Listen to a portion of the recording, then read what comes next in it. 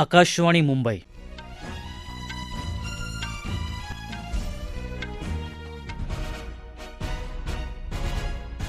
अभय धुमाळ राष्ट्रीय बातम्या देत आहे. ठळक बातम्या. जागतिक हितासाठी ग्लोबल साऊथ देशांनी एकत्र येण्याची हीच वेळ असल्याचं प्रधानमंत्री नरेंद्र मोदी यांचं प्रतिपादन.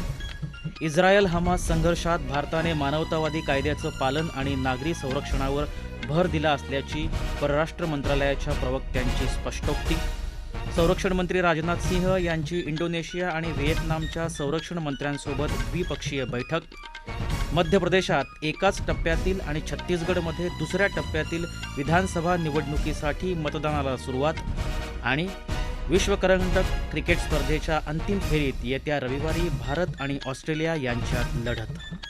प्रधानमंत्री नरेंद्र मोदी यांनी आज व्हॉइस ऑफ ग्लोबल साऊथ परिषदेच्या दुसऱ्या सत्राचं उद्घाटन केलं. प्रधानमंत्र्यांनी सांगितलं की व्हॉइस ऑफ ग्लोबल साऊथ हे 21व्या शतकातील बदलत्या जगाचं प्रतिबिंब दाखवणारं एक अनोखं व्यासपीठ आहे. Virtual voice of global south समिटच्या उद्घाटन सत्रात मोदी म्हणाले की ग्लोबल साऊथ सर्व ग्लोबल साऊथ राष्ट्राच्या एकत्रित प्रयत्नानंतर आपला आवाज शोधण्यात सक्षम आहे. ते पुढे म्हणाले की ग्लोबल साऊथ बनवणाऱ्या 100हून अधिक देशांचे प्राधान्यक्रम समान आहेत. ग्लोबल साऊथच्या देशांनी मोठ्या जागतिक हितासाठी एकत्र येण्याची गरज आहे असं मोदींनी अधोरेखित केलं. पश्चिम आशिया क्षेत्रातील घटनांमधून नवी आव्हानं उभी राहत असल्याचं ते म्हणाले. ये समय है जब ग्लोबल साउथ के देश ग्रेटर ग्लोबल गुड के लिए एक स्वर में बात करें.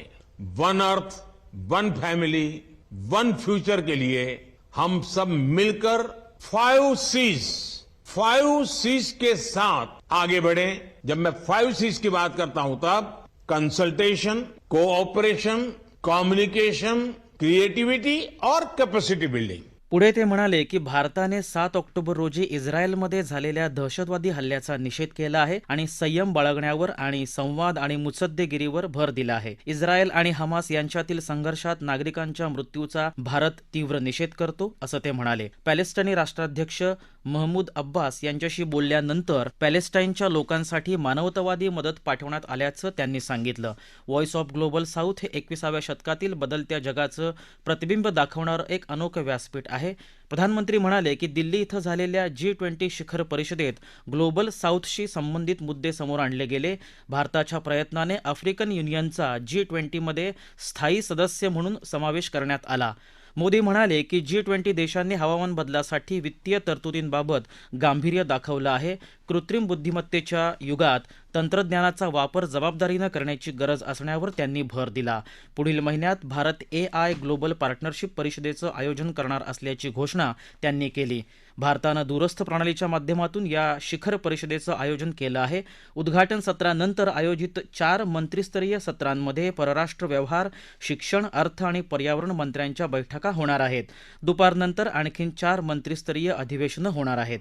इस्रायल हमास संघर्षात भारतानं मानवतावादी कायद्याचं पालन आणि नागरिकांचं संरक्षण करणं यावर नेहमीच भर दिला आहे असं परराष्ट्र मंत्रालयानं म्हटलं आहे.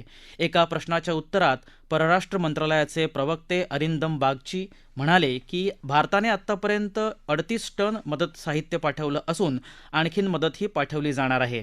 म्यानमारमध्ये शांतता, स्थैर्य आणि लोकशाही पुनर्स्थापित करण्याच्या भारताच्या धोरणाचा त्यांनी पुनरुच्चार केला. सेमीकंडक्टर पुरवठा साखळी बळकट करण्याच्या अमेरिकेच्या वचनबद्धतेबाबत राष्ट्राध्यक्ष जो बायडन यांनी पुष्टी केली आहे. तसंच याकरिता भारतासह प्रमुख राष्ट्रांच्या एकत्रित प्रयत्नांवर विशेष भर दिला आहे. सॅन फ्रान्सिस्को इथं काल आशिया पॅसिफिक इकॉनॉमिक कोऑपरेशन प्रमुखांच्या शिखर परिषदेत बोलताना अध्यक्ष बायडन यांनी सेमीकंडक्टर उद्योगाला बळकटी देण्यासाठी भारत, जपान, कोरिया आणि सिंगापूर यांच्यासोबत एकत्र काम करण्याचं महत्त्व अधोरेखित केलं. सेमीकंडक्टर क्षेत्रात परिवर्तन घडवून आणणारं तंत्रज्ञान आणि मानके तयार करण्याच्या उद्देशानं नवीन उपक्रम सुरू करण्यावर त्यांनी भर दिला. संरक्षण आणि पर्यटन राज्यमंत्री अजय भट्ट संरक्षण क्षेत्रातील वरिष्ठ अधिकारी आणि तज्ज्ञांच्या शिष्टमंडळासह एअर शोसाठी दुबईत पोहोचले आहेत. HAAL, BDL, मिधानी, DRDO आणि BEAL या 5 संरक्षण सार्वजनिक क्षेत्रातील कंपन्या या कार्यक्रमात सहभागी होत आहेत. या दौऱ्यात एअर शोमध्ये भट्ट यांनी काल दुबईचे संरक्षण व्यवहार राज्यमंत्री मोहम्मद अल बावर्दी यांची भेट घेतली. या बैठकीत सध्या सुरू असलेल्या संरक्षण सहकार्याचा आढावा घेण्यात आला. तसंच सहकार्यासाठी नवीन मार्ग शोधण्यावर भर देण्यात आला. भट्ट यांनी संरक्षण मंत्री राजनाथ सिंह यांच्यातर्फे शेख मोहम्मद बिन रशीद अल मखदूम यांना शुभेच्छा दिल्या. उत्तराखंडमध्ये उत्तरकाशी जिल्ह्यातील सिलक्यारा बोगद्यात अडकलेल्या कामगारांना सुरक्षित बाहेर काढण्यासाठी मदत आणि बचाव कार्य काल 5व्या दिवशीही सुरू होतं. उत्तराखंडचे मुख्यमंत्री पुष्कर सिंह धामी मदत आणि बचाव कार्यावर सातत्यानं लक्ष ठेवून आहेत. कठीण परिस्थितीतही बचाव कार्य शक्य तितक्या लवकर पूर्ण केलं जाईल असं त्यांनी डेहराडूनमध्ये पत्रकारांशी बोलताना सांगितलं. दरम्यान केंद्रीय रस्ते वाहतूक आणि महामार्ग राज्यमंत्री जनरल व्ही.के. सिंह यांनीही काल घटनास्थळी भेट देऊन मदत आणि बचाव कार्याची पाहणी केली. कामगारांना सुखरूप बाहेर काढण्यासाठी सरकार सर्वतोपरी प्रयत्न करेल असं ते म्हणाले. 12 नोव्हेंबर रोजी बांधकाम सुरू असलेल्या सिलक्यारा बोगद्यात दरड कोसळल्यानं 40 कामगार बोगद्यात अडकले होते. या राष्ट्रीय बातम्या आकाशवाणीच्या मुंबई केंद्रावरून देत आहोत. संरक्षण मंत्री राजनाथ सिंह यांनी इंडोनेशियामधल्या जाकार्ता इथं 10व्या आसियान संरक्षण मंत्र्यांच्या बैठकीदरम्यान इंडोनेशियन आणि व्हिएतनामच्या संरक्षण मंत्र्यांबरोबर द्विपक्षीय बैठका घेतल्या. इंडोनेशियाचे संरक्षण मंत्री प्रबोवो सुबियांटो यांच्यासोबत झालेल्या भेटीदरम्यान सिंह यांनी इंडोनेशिया करत असलेल्या आसियानच्या नेतृत्वाचं कौतुक केलं. दोन्ही मंत्र्यांनी द्विपक्षीय संरक्षण संबंधांचा आढावा घेत सागरी क्षेत्रातलं सहकार्य आणखीन मजबूत करण्यासाठीच्या संकल्पाचा पुनरुच्चार केला.